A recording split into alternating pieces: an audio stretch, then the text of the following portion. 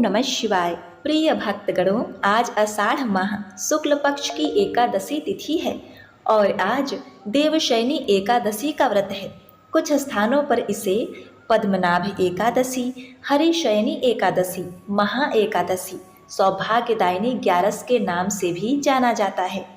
इस एकादशी के दिन से ही भगवान विष्णु 4 माह के लिए योग निद्रा में चले जाते हैं और उनके स्थान पर सृष्टि का कार्यभार भगवान भोलेनाथ संभालते हैं और आज से ही चातुर्मास का आरंभ होता है।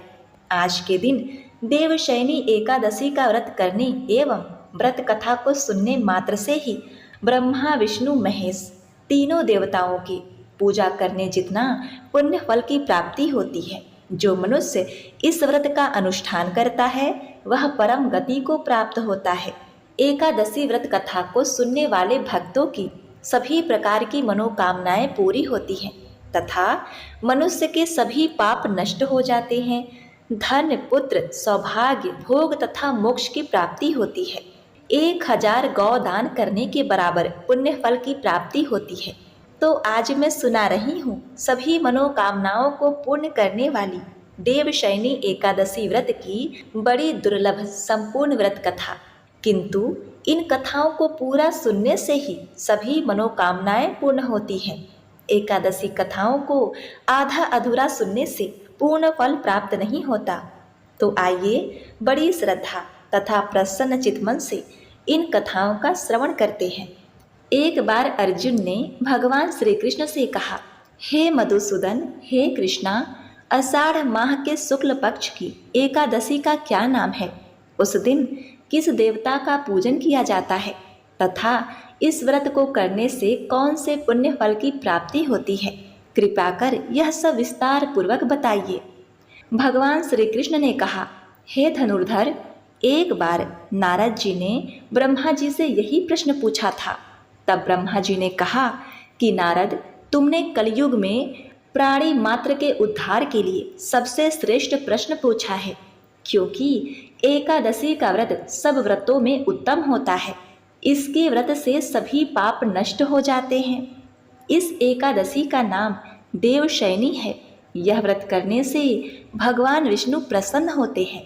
सो हे नारद, इस संबंध में मैं तुम्हें एक पौराणिक कथा सुनाता हूँ। ध्यान पूर्वक श्रवण करो। प्राचीन काल में देवताओं और ब्राह्मणों की निंदा करने वाला एक महाप्रतापी जुआरी था।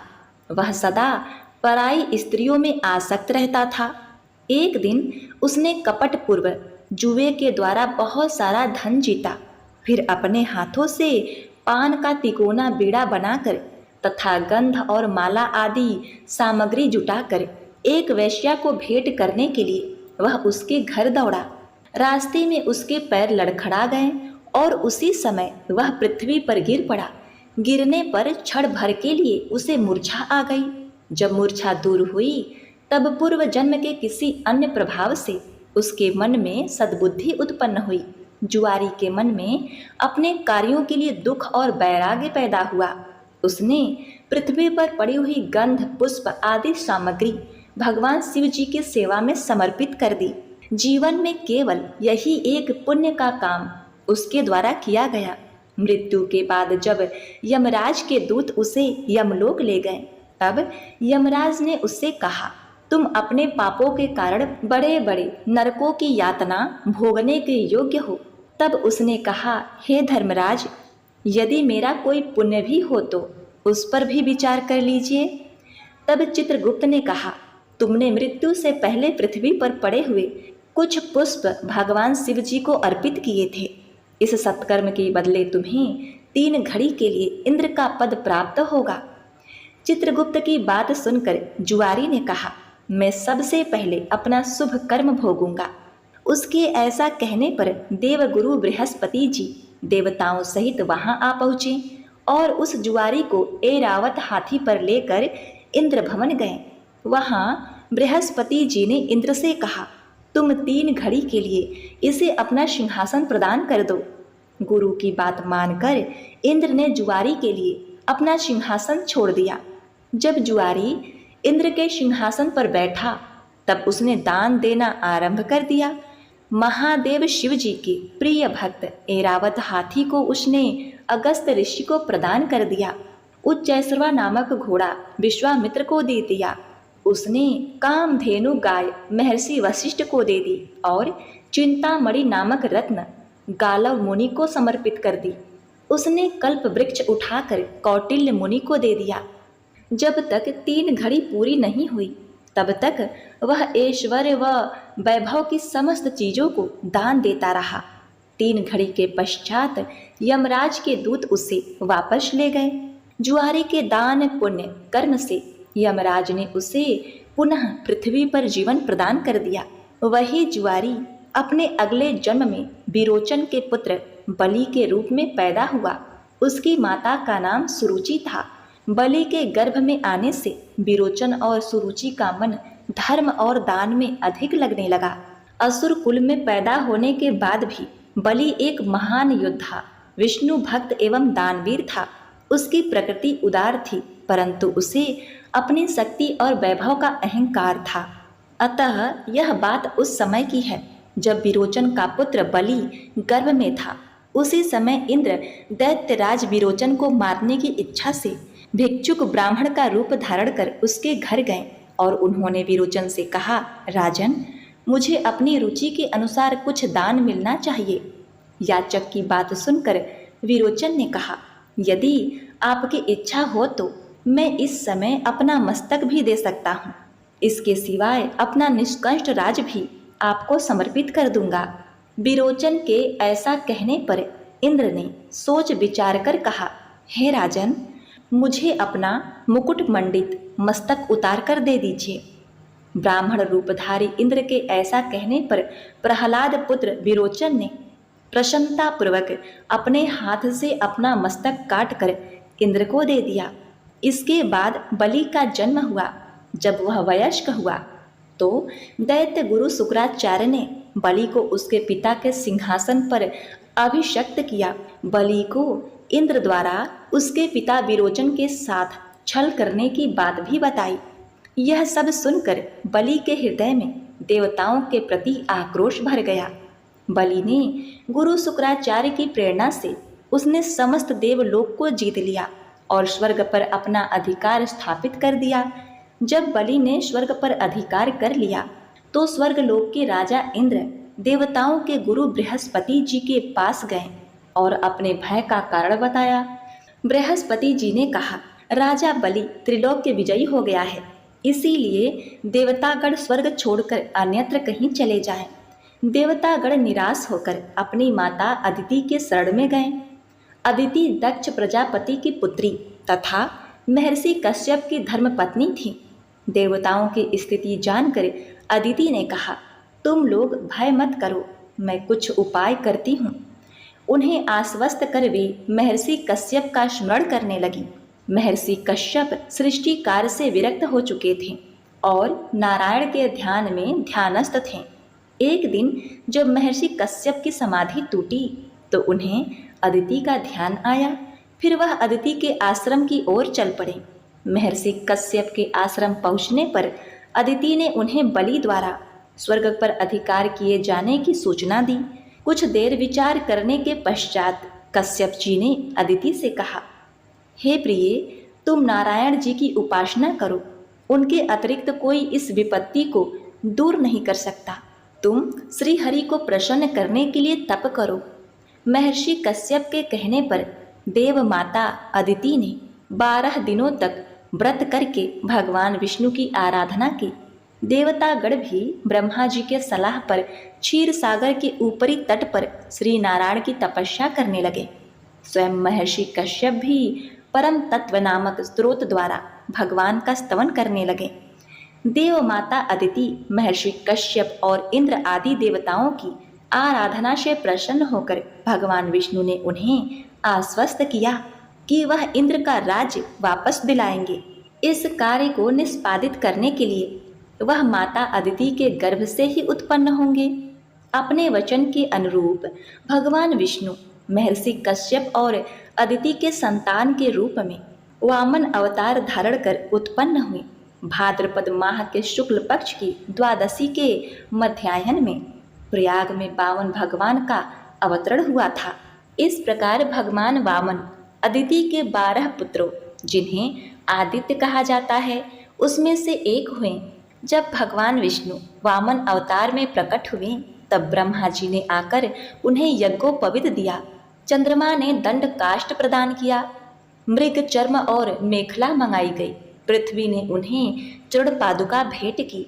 जब राजा बलि ने स्वर्गलोक पर अधिकार कर लिया, तो एक दिन उसने दैत्यों से कहा कि संपूर्ण असुर पाताल लोक छोड़कर यही मेरे समीप स्वर्गलोक में निवास करें। आचार्य ने कहा, यदि तुम स्वर्गलोक में चाहते हो तो तुम्हें अश्वमेघ यज्ञ द्वारा अग्निदेव की आराधना करनी होगी।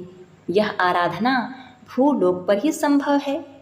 जब राजा बलि स्वर्गलोक पर अपने अधिकार को स्थायी बनाने के लिए अपना अंतिम अश्वमेघ यज्ञ कर रहे थे, तभी भगवान वामन एक ब्राह्मण के रूप में उनकी यज्ञशाला में पहुँचे।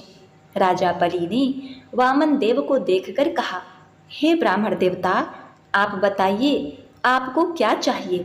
तब वामन भगवान ने राजा बलि का गुणगान करते हुए कहा, राजन, हिरण्यकश्यपु के पुत्र प्रहलाद जी हुए, जो बड़े विष्णु भक्त हैं। उन्हीं प्रहलाद जी के पुत्र आपके पिताजी थे, जो संसार में विरोचन के नाम से विख्यात हुए।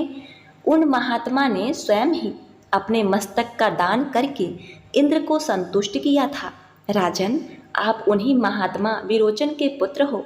आपने अपने यश का विस्तार किया है। आपने इंद्र को भी जीत लिया है। आपकी ख्याति दान करने वाले के रूप में है। मुझे ज़्यादा कुछ नहीं, बस 3 पग भूमि दे दो। तब राजा बलि ने कहा, बस इतनी सी बात है, आप कुछ और मांग लें। वामन देव ने कहा, मुझे कुछ और नहीं चाहिए राजन, बस 3 पग भूमि दे दो। राजा बलि के गुरु शुक्राचार्य वामन देव को पहचान गए। उन्होंने बलि को सचेत करते हुए कहा, यह साक्षात भगवान विष्णु हैं, आप इन्हें भूमि देने से मना कर दें। इसके छल में आने से आपका सर्वस्व चला जाएगा। ये इंद्र का कार्य सिद्ध करने के लिए आए हैं। इन्होंने मोहिनी रूप धारण कर देवताओं को अमृत पिलाया और राहु को मार डाला। शुक्राचार्य के समझाने पर राजा बलि ने कहा, मैं प्रहलाद का पौत्र हूँ, वचन देने के बाद भी पीछे नहीं हट सकता। बलि से भूमि दान का संकल्प लेने के बाद भगवान वामन अपने विराट रूप में उपस्थित हो गए। उन्होंने एक पग में संपूर्ण पृथ्वी एवं दूसरे पग में ऊपर के सभी लोगों को नाप लिया। उनका दूसरा पग सत्यलोक में जाकर ठहरा था। ब्रह्मा ने अपने कमंडल के जल से भगवान के उस चरण को पखारा। भगवान के चरण पखारने से जो चरणोदक तैयार हुआ, उसी से संपूर्ण पापों का नाश करने वाली तथा सबके लिए परम मंगलमयी गंगा जी प्रकट हुई। 2 पग में संपूर्ण जग नापने के बाद भगवान वामन अपना विराट रूप छोड़कर पुनः वामन रूप में आ गए। इसके पश्चात भगवान वामन ने राजा बलि से पूछा, मैं अपना तीसरा पग कहाँ रखूं राजन। राजा बलि ने अपना मस्तक उनके सामने रखते हुए कहा, हे प्रभु, आप इस पर अपना तीसरा पग रख दे। राजा बलि ने कहा, संपत्ति का स्वामी संपत्ति से बड़ा होता है। सब कुछ गवा देने के बाद भी राजा बलि के अपने वचन से विमुख न होने की वजह से भगवान वामन अति प्रसन्न हो गए और उसे पाताल लोक का अधिपति बना दिया। इंद्र को उसका राज्य वापस कर दिया। जब भगवान वामन ने राजा बलि को पाताल लोक का अधिपति बना दिया, तो राजा बलि ने वामन देव से कहा, हे प्रभु, आप मुझे वरदान दीजिए कि मेरा साम्राज्य शत्रुओं से सुरक्षित रहे। ऐसा वरदान देने के कारण ही भगवान विष्णु को पाताल लोक का द्वारपाल बनना पड़ा। भगवान विष्णु सशरीर उपस्थित रहकर 8 प्रहर पाताल लोक की रक्षा करने लगे। भगवान विष्णु के पाताल लोक में रहने के कारण सभी इस बात से चिंतित हो गए कि बैकुंठ धाम का क्या होगा। इस समस्या के निदान के लिए नारद जी ने लक्ष्मी जी को एक उपाय सुझाया। लक्ष्मी जी राजा बलि के दरबार में उपस्थित हुईं और उन्होंने राजा बलि से कहा, हे राजन, मैं आपको अपना भाई बनाना चाहती हूँ। राजा बलि ने लक्ष्मी जी की इच्छा को सहर्ष स्वीकार कर लिया। इसके बाद लक्ष्मी जी ने राजा बलि की कलाई पर रक्षा सूत्र बांध दिया। लक्ष्मी जी ने राजा बलि से कहा, उनके सुख सौभाग्य व गृहस्थी की रक्षा का दायित्व उन्हीं का है, जिसे आपने प्रहरी के रूप में अपने पास रख लिया है। लक्ष्मी जी की बात सुनकर राजा बलि ने भगवान विष्णु को प्रहरी के कार्य से मुक्त कर दिया। फिर इसके बाद जाते समय भगवान विष्णु ने राजा बलि को आशीर्वाद दिया कि वह प्रत्येक वर्ष 4 माह के लिए राजा बलि के यहाँ पाताल लोक में निवास करेंगे और इस 4 माह को चातुर्मास कहा जाएगा तथा इसके बाद प्रबोधनी एकादशी के दिन वे निद्रा से बाहर आएंगे। हे नारद, जिस दिन भगवान विष्णु 4 माह के लिए योग निद्रा में चले जाते हैं उस दिन देवशयनी एकादशी होती है। अब तुम्हें मैं देवशयनी एकादशी का व्रत करने वाले राजा मानधाता की कथा का वर्णन करता हूँ। मानधाता नाम का एक सूर्यवंशी राजा था। वह सत्यवादी, महान तपस्वी और चक्रवर्ती था। वह अपनी प्रजा का पालन संतान की भांति करता था। उसकी सारी प्रजा धन्य धान से परिपूर्ण थी और सुखपूर्वक जीवन यापन कर रही थी। उसके राज में कभी अकाल नहीं पड़ता था, कभी किसी प्रकार की प्राकृतिक आपदा नहीं आती थी। परंतु न जाने उससे देव क्यों रुष्ट हो गए थे। न मालूम राजा से क्या भूल हो गई थी कि एक बार उसके राज्य में जबरदस्त अकाल पड़ गया। प्रजा अन्न की कमी के कारण अत्यंत दुखी रहने लगी। राज्य में यज्ञ करना बंद हो गए। अकाल से पीड़ित प्रजा एक दिन दुखी होकर राजा के पास जाकर प्रार्थना करने लगी। उन्होंने कहा, हे राजन, समस्त संसार की सृष्टि का मुख्य आधार वर्षा है। इसी वर्षा के अभाव से राज्य में अकाल पड़ गया है और अकाल से प्रजा मर रही है। हे भूपति, आप कोई ऐसा जतन कीजिए जिससे हम लोगों का कष्ट दूर हो सके। यदि जल्द ही अकाल से मुक्ति न मिलेगी तो विवश होकर प्रजा को किसी दूसरे राज्य में शरण लेनी पड़ेगी। प्रजाजनों की बात सुनकर राजा ने कहा, आप लोग सत्य कह रहे हैं। वर्षा न होने से आप लोग बहुत दुखी हैं। राजा के पापों के कारण ही प्रजा को कष्ट भोगना पड़ता है। मैं बहुत सोच विचार कर रहा हूँ, फिर भी मुझे अपना कोई दोष दिखलाई नहीं दे रहा। आप लोगों के कष्टों को दूर करने के लिए मैं बहुत उपाय कर रहा हूँ, परंतु आप चिंतित ना हो, मैं इसका कोई न कोई उपाय अवश्य ही करूँगा। राजा के वचनों को सुनकर प्रजाजन चले गए। राजा मानधाता भगवान की पूजा कर कुछ विशिष्ट व्यक्तियों को साथ लेकर वन को चल दिए। वहाँ वह ऋषि मुनियों के आश्रम में घूमते घूमते अंत में ब्रह्मा जी के मानस पुत्र अंगिरा ऋषि के आश्रम पर पहुँच गए। रथ से उतरकर राजा आश्रम में चला गया। वहाँ ऋषि अभी नित्य कर्म से निवृत्त भी हुए थे कि राजन ने उनके सम्मुख पहुंचकर उन्हें प्रणाम किया। ऋषि ने राजा को आशीर्वाद दिया। फिर पूछा, हे राजन, आप इस स्थान पर किस प्रयोजन से पधारे हैं, सो कहिए। राजा ने कहा, हे महर्षि, मेरे राज्य में 3 वर्ष से वर्षा नहीं हो रही है। इससे अकाल पड़ गया है और प्रजा कष्ट भोग रही है। राजा के पापों के प्रभाव से ही प्रजा को कष्ट मिलता है, ऐसा शास्त्रों में लिखा है। मैं धर्मानुसार राज्य करता हूँ, फिर यह अकाल कैसे पड़ गया, इसका मुझे अभी तक पता नहीं लग सका। अब मैं आपके पास ही इस संदेह की निवृत्ति के लिए आया हूँ। आप कृपा कर मेरी इस समस्या का निवारण कर मेरी प्रजा के कष्ट को दूर करने के लिए कोई उपाय बतलाइए। सब वृत्तांत सुनने के बाद ऋषि ने कहा, हे राजन, इस सतयुग में धर्म के चारों चरण सम्मिलित हैं। यह युग सभी युगों में उत्तम है। इस युग में केवल ब्राह्मणों को ही तप करने व वेद पढ़ने का अधिकार है, किंतु आपके राज्य में एक शूद्र तप कर रहा है। इस दोष के कारण आपके राज्य में वर्षा नहीं हो रही। यदि आप प्रजा का कल्याण चाहते हैं तो शीघ्र ही उस शूद्र का वध कर दें। जब तक आप यह कार्य नहीं कर लेते तब तक आपका राज्य अकाल की पीड़ा से कभी मुक्त नहीं हो सकता। ऋषि के वचन सुनकर राजा ने कहा, हे मुनि श्रेष्ठ, मैं उस निरपराध तप करने वाले शूद्र को नहीं मार सकता।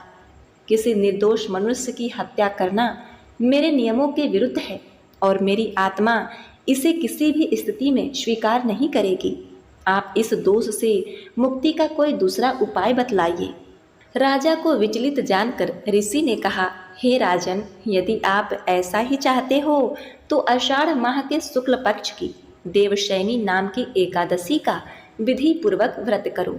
इस व्रत के प्रभाव से तुम्हारे राज्य में वर्षा होगी और प्रजा भी पूर्व की भांति सुखी हो जाएगी, क्योंकि इस एकादशी का व्रत सिद्धियों को देने वाला है और कष्टों से मुक्त कराने वाला है।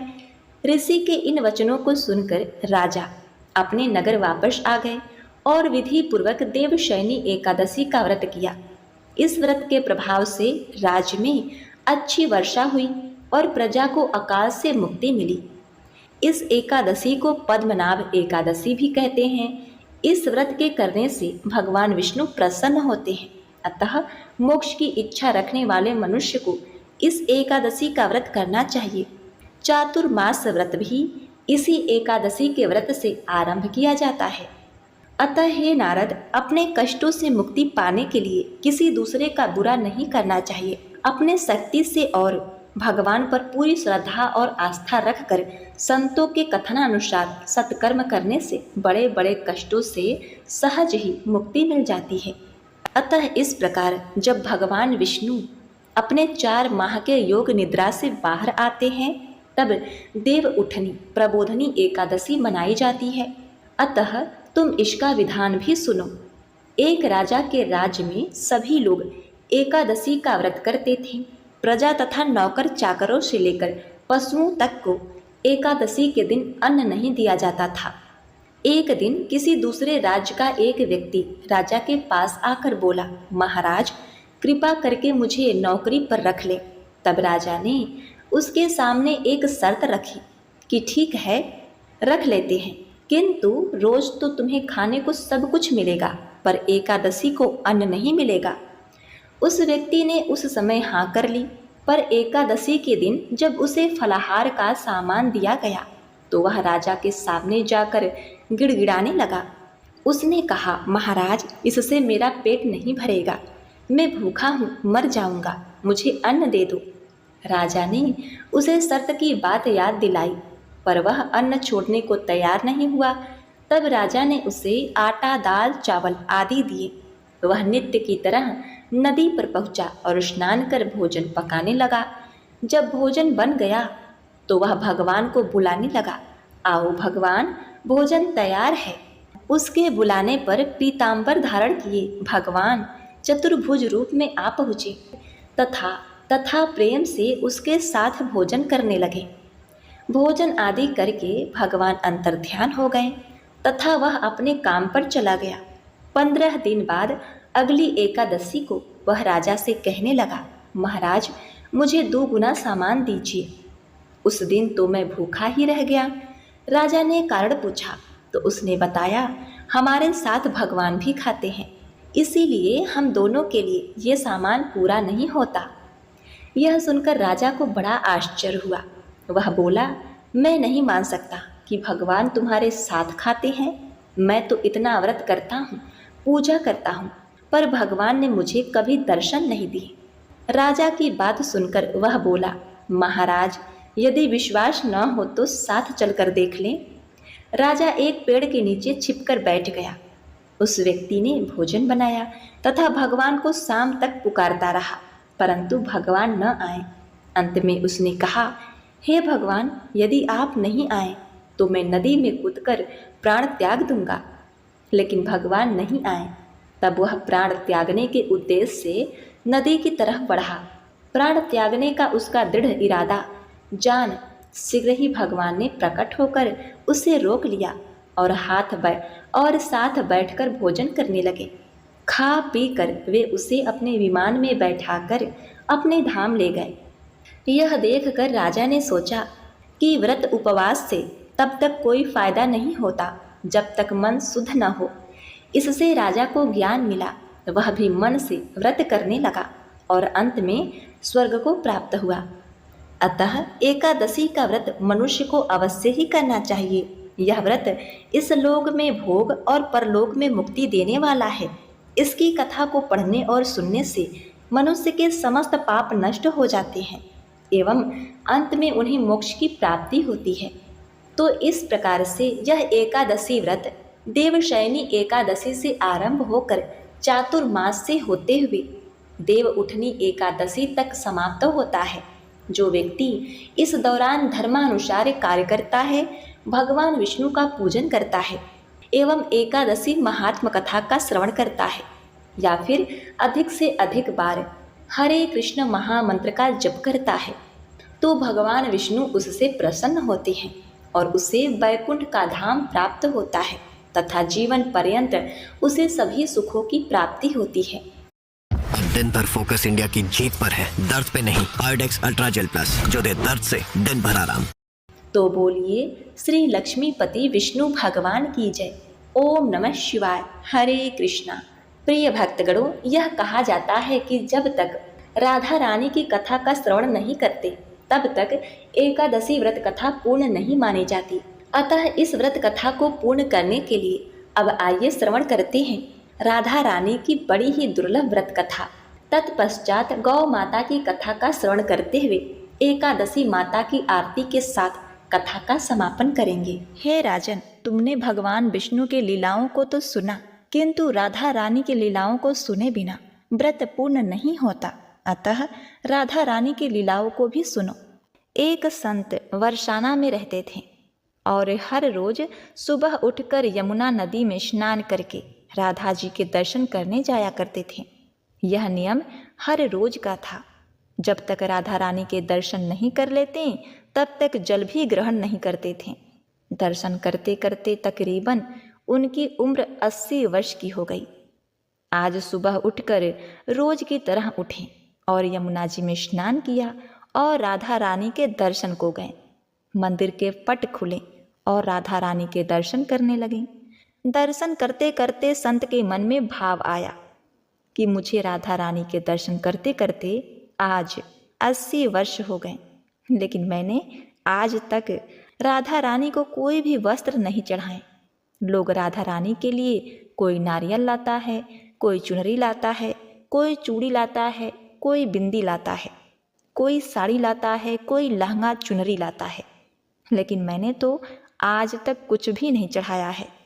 यह विचार संत जी के मन में आया कि जब सभी मेरी राधा रानी के लिए कुछ न कुछ लाते हैं तो मैं भी अपनी राधा रानी के लिए कुछ न कुछ लेकर जरूर आऊँगा। लेकिन क्या लाऊं जिससे मेरी राधा रानी खुश हो जाए? तो संत जी यह सोचकर अपनी कुटिया में आ गए। सारी रात सोचते सोचते सुबह हो गई। उठकर स्नान किया और आज अपनी कुटिया में ही राधा रानी के दर्शन पूजन किया।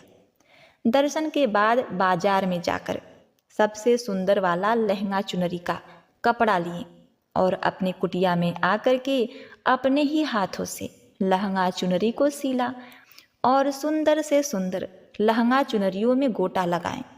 जब पूरी तरह से लहंगा चुनरी तैयार हो गया तो मन में सोचा, इस लहंगा चुनरी को अपनी राधा रानी को पहनाऊंगा तो बहुत ही सुंदर मेरी राधा रानी लगेंगी। यह सोचकर आज संत जी उस लहंगा चुनरी को लेकर राधा रानी के मंदिर को चले गए। मंदिर की सीढ़ियां चढ़ने लगे और अपने मन में सोच रहे हैं, आज मेरे हाथों के बनाए हुए लहंगा चुनरी राधा रानी को पहनाऊंगा तो मेरी लाडली बहुत सुंदर लगेगी। यह सोचकर जा रहे हैं, इतने में एक वर्षाना की लड़की आई और बाबा से कहने लगी, बाबा आज बहुत ही खुश हो, क्या बात है? बाबा बताओ ना। तो बाबा ने कहा, लाली आज मैं बहुत खुश हूँ।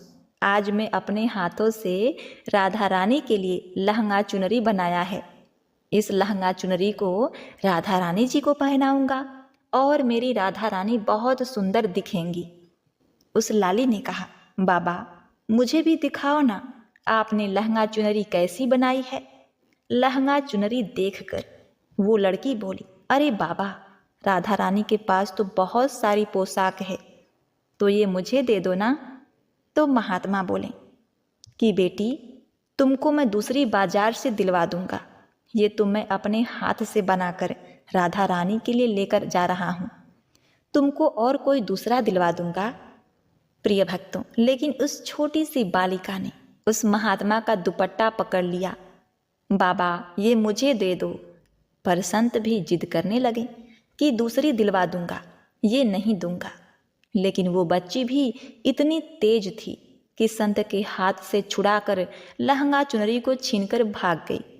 अब तो बाबा को बहुत ही दुख लगा कि मैंने आज तक राधा रानी को कुछ नहीं चढ़ाया, लेकिन जब लेकर आया तो लाली लेकर भाग गई। मेरा तो जीवन ही खराब है, अब क्या करूं? यह सोचकर संत उसी सीढ़ियों में बैठकर रोने लगे। इतने में कुछ संत वहां आए और पूछा, क्या बात है बाबा, आप क्यों रो रहे हैं? तो बाबा ने उस संतों को पूरी बात बताई। संतों ने बाबा को समझाया और कहा, आप दुखी मत हो, कल दूसरी लहंगा चुनरी बना के राधा रानी को पहना देना। चलो राधा रानी के दर्शन कर लेते हैं। इस प्रकार संतों ने बाबा को समझाया और राधा रानी के दर्शन को लेकर गए। रोना तो बंद हुआ, लेकिन मन खराब था, क्योंकि कामना पूरी नहीं हुई ना। तो अनमने मन से राधा रानी का दर्शन करने संत जा रहे थे और मन में सोच रहे हैं कि मुझे लगता है कि किशोरी जी की इच्छा नहीं थी। शायद राधा रानी मेरे हाथों से बनी पोशाक पहनना ही नहीं चाहती थी। ऐसा सोचकर बड़े दुखी होकर जा रहे हैं। मंदिर आकर राधा रानी के पट खुलने का इंतजार करने लगे। थोड़ी देर बाद मंदिर के पट खुले तो संतों ने कहा, बाबा देखो तो, आज हमारी राधा रानी बहुत ही सुंदर लग रही हैं। संतों की बात सुनकर जैसे ही बाबा ने अपना सिर उठाकर देखा तो जो लहंगा चुनरिया बाबा ने अपने हाथ से बनाकर लाए थे वही आज राधा रानी ने पहना था। बाबा बहुत ही खुश हो गए और राधा रानी से कहा, हे राधा रानी, आपको इतना भी सब्र नहीं रहा? आप मेरे हाथों से मंदिर की सीढ़ियों से लेकर भाग गए, ऐसा क्यों? सर्वेश्वरी श्री राधा रानी ने कहा, बाबा आपके भाव को देखकर मुझसे रहा नहीं गया, और ये केवल पोशाक नहीं है, इसमें आपका प्रेम है। तो मैं खुद ही आकर आपसे लहंगा चुनरिया छीन कर भाग गई थी। इतना सुनकर बाबा भाव विभोर हो गए और बाबा ने उसी समय किशोरी जी का धन्यवाद किया। बोलिए श्री राधा रानी सरकार की जय। जय श्री कृष्ण, हरे कृष्ण कृष्ण कृष्ण हरे हरे, हरे राम राम राम हरे हरे। ओम नमः शिवाय। प्रिय भक्तगणों, इस कथा को पूर्ण करते हुए भगवान विष्णु को समर्पित इस कथा का श्रवण करें। एक बार देवर्षि नारद जी बैकुंठ धाम गए। वहां उन्होंने भगवान विष्णु को नमन किया। नारद जी ने श्री हरि से कहा, प्रभु पृथ्वी पर अब आपका प्रभाव कम हो रहा है। धर्म पर चलने वालों को कोई अच्छा फल नहीं मिल रहा, जो पाप कर रहे हैं उनका भला हो रहा है। तब भगवान श्री हरि ने कहा, ऐसा नहीं है देवर्षि, जो भी हो रहा है सब नियति के जरिए हो रहा है। नारद जी बोले, मैं तो देख कर आ रहा हूँ, पापियों को अच्छा फल मिल रहा है और भला करने वाले धर्म के रास्ते पर चलने वालों को बुरा फल मिल रहा है। भगवान ने कहा, कोई एक ऐसी घटना बताओ। नारद ने कहा, अभी मैं एक जंगल से आ रहा हूँ। वहाँ एक गाय दलदल में फंसी हुई थी, कोई उसे बचाने वाला नहीं था। तभी एक चोर उधर से गुजरा। गाय को फंसा हुआ देखकर भी वह नहीं रुका। वह उस पर पैर रखकर दलदल लांघकर निकल गया। आगे जाकर चोर को सोने की मोहरे से भरी एक थैली मिली।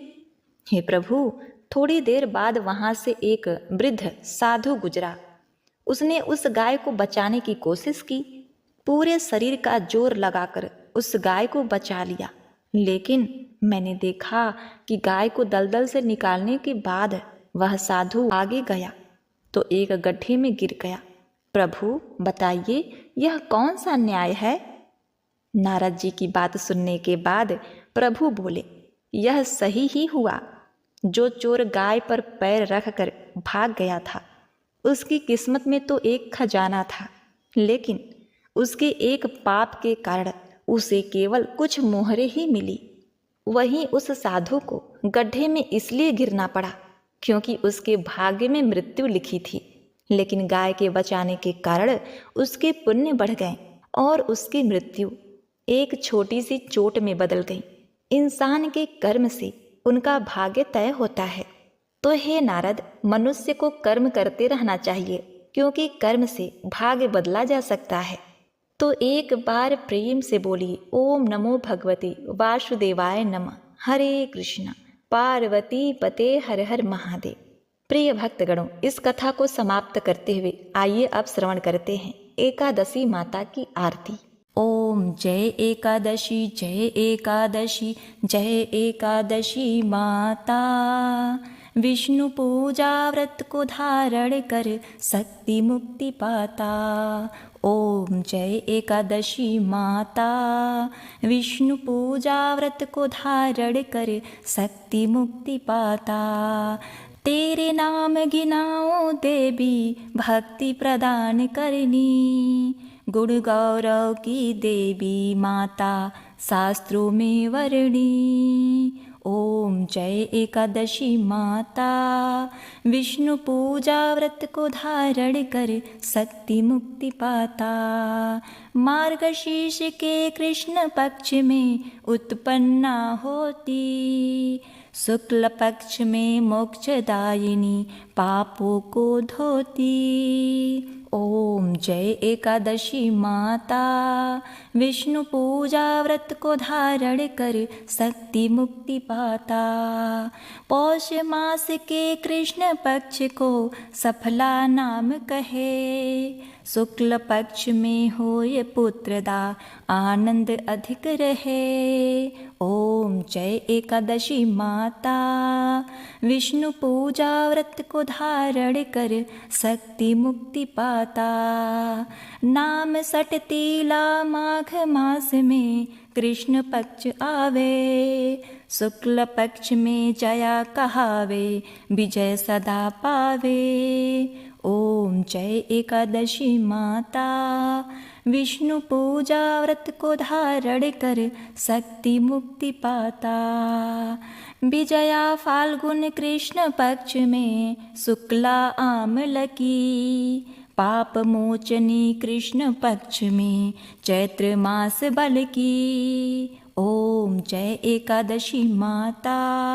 विष्णु पूजा व्रत को धारण कर शक्ति मुक्ति पाता। चैत्र शुक्ल में नाम कामदा, धन देने वाली। नाम बरुथनी कृष्ण पक्ष में वैशाख माह वाली। ओम जय एकादशी माता। विष्णु पूजा व्रत को धारण कर शक्ति मुक्ति पाता। शुक्ल पक्ष में होय मोहिनी, अपरा ज्येष्ठ कृष्ण पक्षी। नाम निर्जला सब सुख करनी, शुक्ल पक्ष रखी। ओम जय एकादशी माता। विष्णु पूजा व्रत को धारण कर शक्ति मुक्ति पाता। योगिनी नाम आषाढ़ मास जानो, कृष्ण पक्ष वर्णी। देवशयनी नाम कहायो, शुक्ल पक्ष धरनी। ओम जय एकादशी माता। विष्णु पूजा व्रत को धारण कर शक्ति मुक्ति पाता। कामिका श्रावण मास में आवे, कृष्ण पक्ष कहिए। श्रावण शुक्ल होय पुत्रदा, आनंद से रहिए। ओम जय एकादशी माता। विष्णु पूजा व्रत को धारण कर शक्ति मुक्ति पाता। अजा भाद्रपद कृष्ण पक्ष की परिवर्तिनी शुक्ला। इंदिरा अश्विन कृष्ण पक्ष में व्रत में भवसागर निकला। ओम जय एकादशी माता। विष्णु पूजा व्रत को धारण कर शक्ति मुक्ति पाता। पापा कुंसा है शुक्ल पक्ष में, पाप हरण हारी। रमा मास कार्तिकेय में आवे, सुखदायक भारी। ओम जय एकादशी माता। विष्णु पूजा व्रत को धारण कर शक्ति मुक्ति पाता। देवोत्थानी शुक्ल पक्ष की दुख नाशक मैया, लौदा मास की करो विनती पार करो नैया।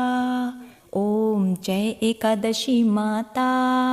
विष्णु पूजा व्रत को धारण कर शक्ति मुक्ति पाता। शुक्ल लौद में होय पद्मिनी दुख दारिद्र हरणी, परमा कृष्ण पक्ष में होती जन मंगल करनी। ओम जय एकादशी माता। विष्णु पूजा व्रत को धारण कर शक्ति मुक्ति पाता। जो कोई आरती एकादशी की भक्ति सहित गावे, जन रघुनाथ स्वर्ग का वासा निश्चय वह पावे। ओम जय एकादशी माता। विष्णु पूजा व्रत को धारण कर शक्ति मुक्ति पाता।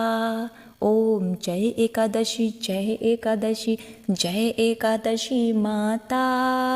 विष्णु पूजा व्रत को धारण कर शक्ति मुक्ति पाता।